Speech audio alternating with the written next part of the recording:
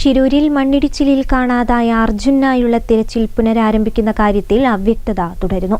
ഈ കാര്യത്തിൽ പരസ്പര ബന്ധമില്ലാത്ത വിവരങ്ങളാണ് പുറത്തുവരുന്നതെന്ന് അർജുന്റെ കുടുംബം ആരോപിക്കുന്നു.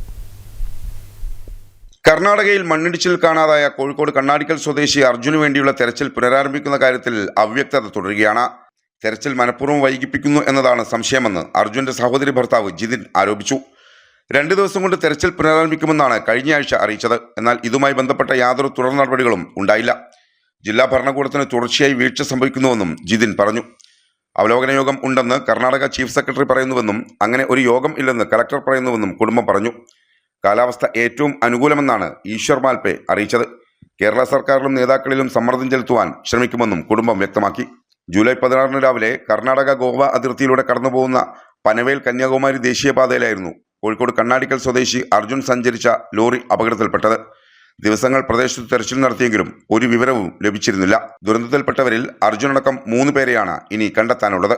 അതിനിടെ ചൊവ്വാഴ്ച ഉച്ചയോടെ തിരച്ചിൽ പുനരാരംഭിക്കുമെന്ന് കർണാടക സർക്കാർ അറിയിച്ചിട്ടുണ്ട്. News bureau, Kozhikode.